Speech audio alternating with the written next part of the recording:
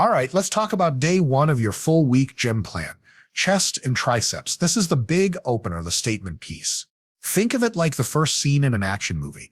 You want explosions, drama, and enough muscle tension to make your t-shirt sleeves weep in fear. But, and here's the critical part, we're not just randomly throwing weights around. We're applying strategy, progression, and some good old-fashioned pain tolerance, the productive kind.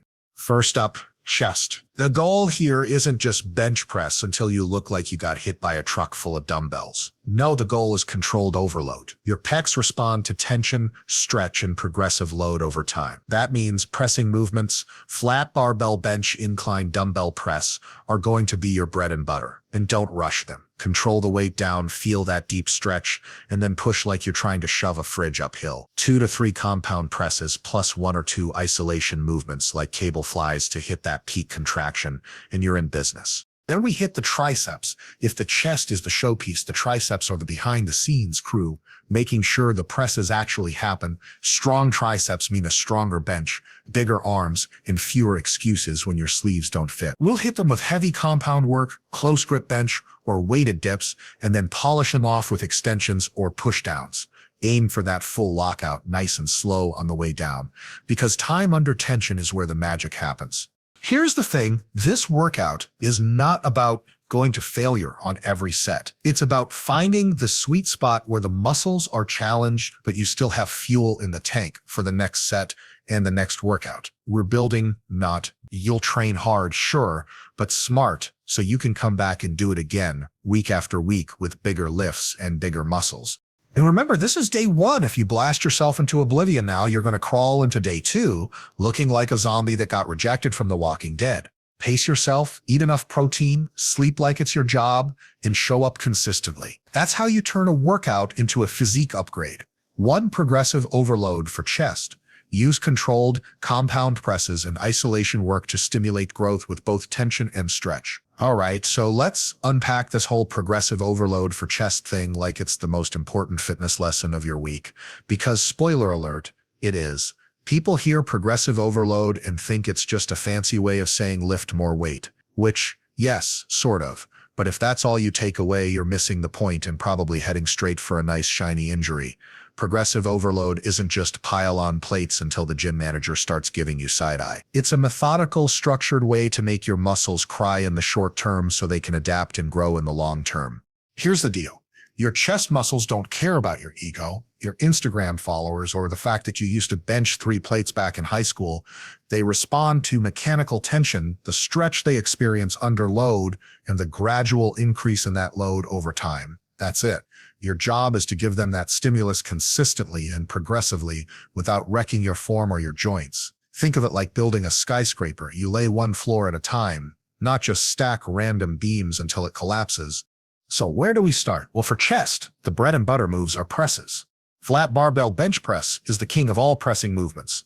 It lets you load up heavy, hit the pecs, delts, and triceps in one go, and track progress in a way that's brutally honest. You can't fake a heavier bench. The incline dumbbell press is your crown prince. Slightly different angle, hits more upper chest, makes you actually stabilize the weight, which is great for balanced muscle development. But here's the secret sauce. You don't just go through the motions. You control the weight like you own it. Lower it slowly, let your pec fiber stretch. Feel that tension in the bottom position, and then push it up like you're trying to escape from under a very large refrigerator. That stretch and contraction combo is what tells your muscle fibers, hey, we need to be bigger and stronger if we want to survive this nonsense. Now, progressive overload can happen in more ways than just adding weight. Yes, adding 2.5 to 5 pounds per side over weeks is the obvious route, but you can also add reps with the same weight, increase your sets, slow down the tempo to increase time under tension, or even improve your range of motion. All of those are valid tools. The point is to make each workout a tiny bit more demanding than the last, not by leaps and bounds, but just enough that your muscles have to adapt. And here's the magic. That adaptation is muscle growth. What you absolutely don't want to do is load the bar like a maniac, bounce it off your chest, and pretend you hit your reps. Not only are you cheating yourself out of the stimulus, but you're basically auditioning for a shoulder injury. Control and range of motion matter. In fact, they're your best friends in the long-term hypertrophy game. If the weight is so heavy that you can't keep proper form, congratulations, you've just prioritized your ego over your progress. And that's not a good trade. Let's also talk about isolation work, because your chest isn't going to hit its maximum potential from pressing alone. Cable flies, pec deck, even dumbbell flies, if you're careful, these movements let you load the chest in a stretched or contracted position without your triceps or delts stealing the show. They're not meant to replace heavy compounds, but they are the finishing touch that ensures you've worked the muscle through multiple angles and tension profiles. This helps stimulate more fibers and gives you that full, dense look instead of just bench press strength. One of the biggest mistakes I see is people doing the exact same workout with the exact same weights week after week, month after month, and then wondering why their chest hasn't grown since 2019. If nothing changes in the stimulus, nothing changes in the result. Progressive overload means you must track your workouts, write down the weights, the reps, the sets, and the rest times. That way you can look back and say, oh, last week I did 3 sets of 8 with 1,805 pounds. This week I'm going to try for 3 sets of 9. That's it. That's the grind that builds muscle. Small, measurable improvements compounded over time. Now, this doesn't mean you should max out every week. The human body, especially your chest and shoulders, can only take so much punishment before they start plotting revenge in the form of tendinitis or worse. That's why you want to leave a rep or 2 in the tank most of the time. Think about it like this. Your muscles grow when you train hard enough to stimulate them and recover enough to adapt. If you turn every workout into a death match, you'll burn out or get hurt before the magic even happens. Finally, remember that progressive overload is a long-term game. You might not see chest growth after 1 week or even 3, but over months, if you keep stacking those small improvements, another rep here, another 5 pounds there, you'll look back and realize you've completely transformed. That's how physiques are built, not with hero lifts for the camera, but with boring, consistent, progressive work week after week.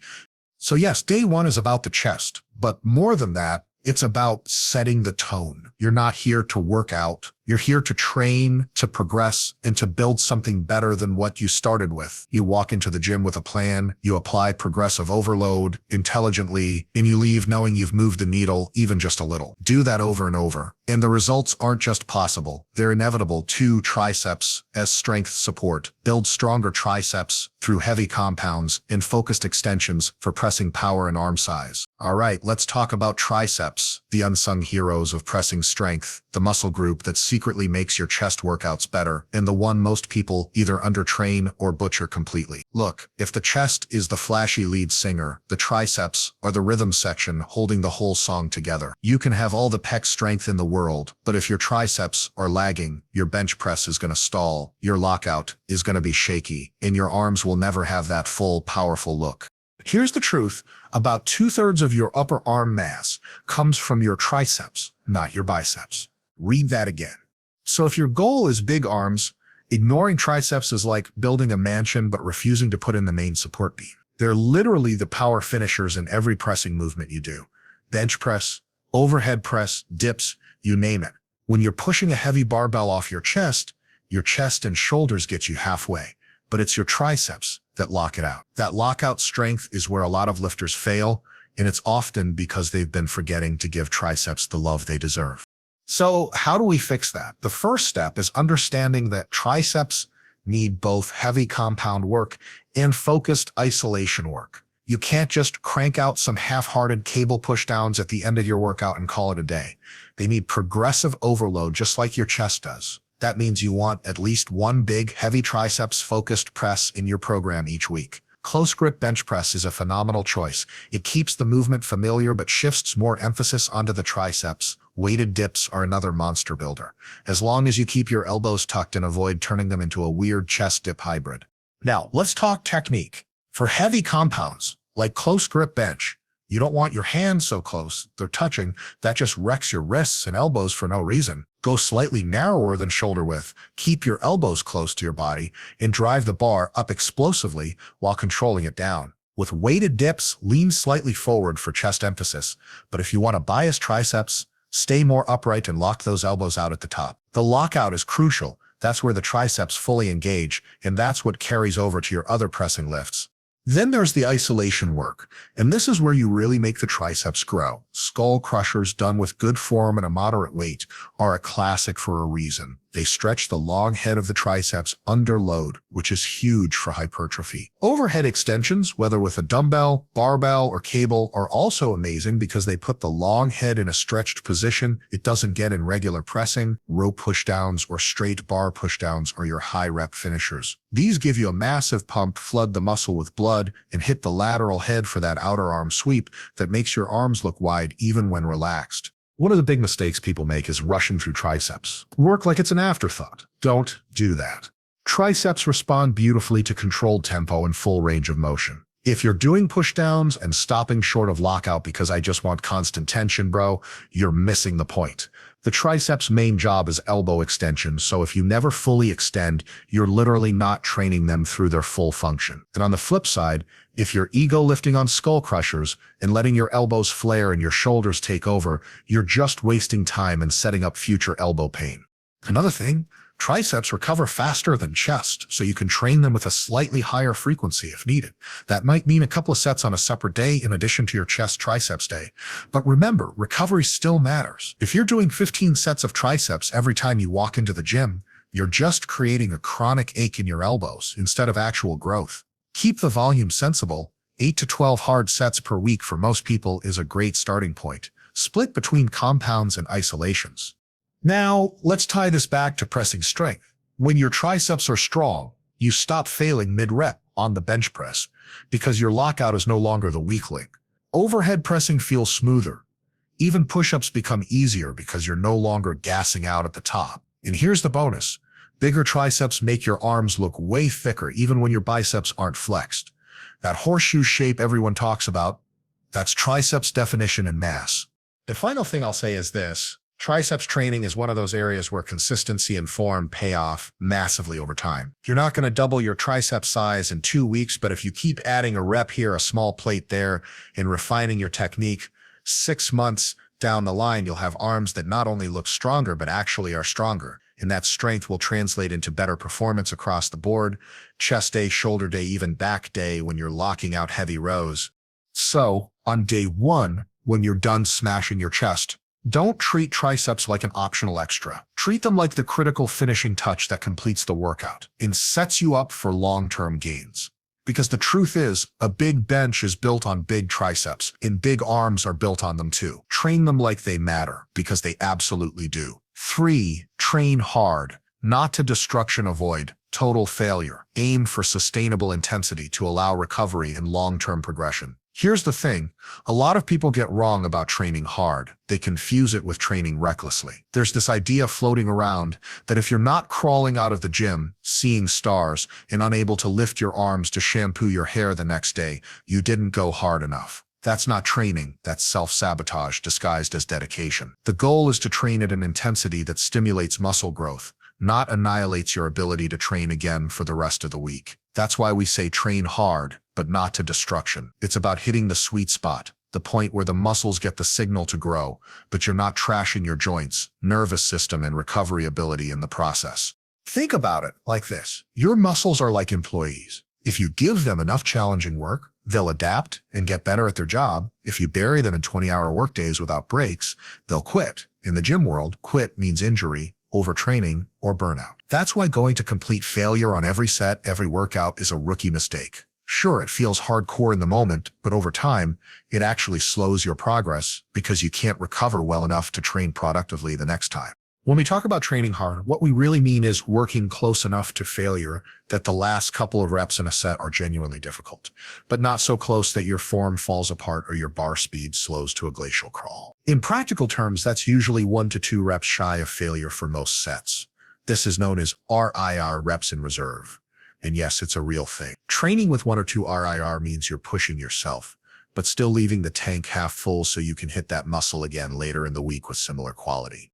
Let's use the bench press as an example. If you go to total failure on your very first working set, you'll fry your nervous system and turn your next 2 or 3 sets into a half-hearted grind, where you're just trying to survive. On the flip side, if you work to about 1-2 RIR on your first few sets, you'll be able to maintain good performance across all your sets, meaning more total high-quality volume, and that's the real driver of muscle growth over time. I get it. There's an allure to beast mode training. It feels heroic to collapse on the floor after a set of push-ups or to rack the bar and lie there gasping after a set of bench press. But the truth is, real pros pace themselves. They know that a workout is just one piece of the bigger puzzle. If today's session wrecks tomorrow's and tomorrow's wrecks the day after, you're basically shooting yourself in the foot while trying to run a marathon. You're not in this for one workout. You're in it for years of progressive improvement. And here's where people make another mistake. They think more is always better. If 3 sets work, then 6 sets must be twice as good, right? Wrong. There's a point of diminishing returns.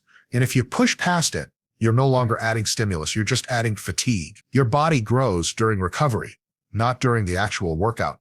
The workout is just a trigger. The adaptation happens when you eat, rest, and sleep. Overdo the trigger, and your recovery can't keep up. That's why sustainable intensity is the name of the game. The sweet spot is where you can walk out of the gym knowing you trained hard enough to force adaptation, but not so hard that you dread your next session or have to ice your elbows for 3 days. You should feel worked, not wrecked. In fact, if you're smart about it, you'll actually notice that your best long-term gains come from workouts that leave you energized, not destroyed. A good way to think about it is this. You're building a weekly volume budget. Every set you do costs energy and recovery resources. Spend them all in one day, and you'll be broke by midweek. Spread them wisely, and you'll have enough to invest in every workout. This is why bodybuilders and strength athletes can train multiple days in a row without collapsing. They know how to manage their training economy. Another aspect of not going to destruction is injury prevention. When you're chasing failure and trying to grind out that just one more rep while your form is already breaking down, you're putting joints, tendons, and ligaments at risk. One small tweak in your shoulder during a max effort bench press can set you back weeks or months. That's why stopping just shy of failure is actually the mature, disciplined choice. It lets you push for years without major interruptions. The other benefit here is mental. If you know you're not about to destroy yourself in every workout, you're more likely to stick with the plan. That consistency is worth more than any one epic session you brag about on social media. Training hard but smart means you're able to come back day after day, week after week, and keep stacking up quality work. That consistency compounds over months and years until one day you realize you've built something impressive without ever having to crawl out of the gym like a wounded soldier. So on day 1 of your chest and triceps program, remember, this is not a one-day contest of pain tolerance. It's the start of a week, a month, a year of training. You want to leave some gas in the tank. You want to walk out knowing you pushed your muscles close to their limit, but didn't smash your body into a wall it can't recover from. This is how real gains are made, not with reckless abandon, but with calculated, relentless, repeatable effort. Train hard, yes, but train smart enough to still be here, lifting heavy 10 years from now. 4. Consistency over heroics. Maintain energy for the whole week by pacing yourself, fueling properly, and repeating the plan consistently. If you've been paying attention so far, you already know we're not just building a workout, we're building a system. And here's the part most people skip, the long game. Because the truth is, the best chest and triceps workout in the world is worthless if you don't show up and repeat it week after week, month after month. Consistency over heroics is the name of the game. And yeah, I know consistency doesn't sound as sexy as beast mode or blood and guts training, but here's a little secret. Nothing builds muscle faster than just not missing workouts and sticking to the plan. Here's the thing. Your body doesn't care about your one epic Instagram-worthy gym session where you benched until you saw your ancestors. It cares about the repeated, progressively challenging sessions you do over months and years. Muscle growth is like compound interest. Each workout adds a little to your muscle bank, and the more deposits you make, the bigger the payoff. But skip too many payments or blow all your energy on one giant spending spree of a workout, and your account balance isn't going anywhere. You have to start thinking like an athlete who's in season all year. Day 1 is not the championship game. It's practice. It's one rep in a much bigger set. That means pacing yourself so you're ready for day 2, day 3, and so on. If you go too hard on Monday and limp into Tuesday like a wounded penguin, congratulations, you just sabotaged your own weekly plan. The goal is not to win day 1. The goal is to execute day 1 in a way that sets you up to crush the entire week, recover, and then do it all over again next week, slightly better than the last. Now let's talk fuel. You can't be consistent if your nutrition is a disaster. Your body doesn't rebuild muscle out of thin air. It needs protein to repair fibers, carbs to fuel performance, and fats to keep your hormones happy. If you're skipping meals or forgetting to hit your protein target, you're basically showing up to a construction site without any bricks and wondering why the building isn't getting taller. And while we're at it, sleep matters just as much. You can hit the perfect workout, nail your macros, and still stall out if you're sleeping like a caffeinated raccoon. Recovery is when the muscle building actually happens. Treat it like part of the job. Consistency also means following the same basic structure long enough to actually see results before you start changing everything. Too many people hop from program to program like they're speed dating workouts, 3 weeks here, 2 weeks there, and then they're shocked they haven't gained size. It takes time for your body to adapt to a stimulus, and even longer to make visible changes. You can tweak small things along the way, add a rep, adjust a rest period, but the core plan should stay the same for months. Think about it like driving to a destination. You don't take a new route every 5 minutes just because you're bored. You follow the path until you get there. Now, let's address the mental game. Consistency isn't glamorous. There will be days when you're fired up and ready to crush it, and there will be days when you'd rather wrestle a grizzly bear than go train. The trick is showing up anyway. You don't need to be at 100% motivation to have a great workout. You just need to be there and put in the work. Ironically, the people with the most impressive physiques aren't the ones who feel like training every day. They're the ones who do it regardless. Another piece of this is managing your expectations. Consistency means trusting the process, even when the results aren't instantly obvious. You might not see massive chest growth after 2 weeks, but that doesn't mean it's not happening. You're laying bricks, and sometimes it takes a while before you step back and notice the wall is taller. This is why tracking is so important. Write down your weights, reps, and sets so you can see progress on paper, even before you see it in the mirror. And here's where heroics can actually hurt you. Going too hard too often can wreck your ability to be consistent. If you injure yourself from ego lifting, you're sidelined. If you hammer your recovery so badly that you need a week off, you've just broken the chain of consistent progress. That's why pacing matters. That's why train smart is just as important as train hard.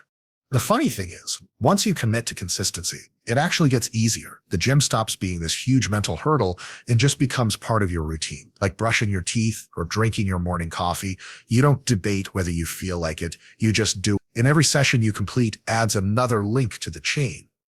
The longer that chain gets, the less likely you are to break it. That's the magic of consistency. It builds its own momentum.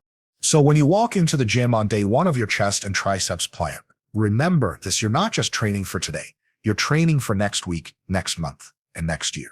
The guy who benches 105 every Monday for years will have a bigger chest than the guy who benches 25 once in a while when he feels good. It's not about the one big lift. It's about the 1,000 smaller, disciplined ones. You don't need to be a hero in the gym every day. You need to be the person who shows up, does the work, and comes back to do it again. That's the person who wins. And in the end, that's the person with the big chest, strong triceps, and the kind of physique you can be proud of, not because you had one amazing workout, but because you had 1,000 good ones in a row. That's the real secret.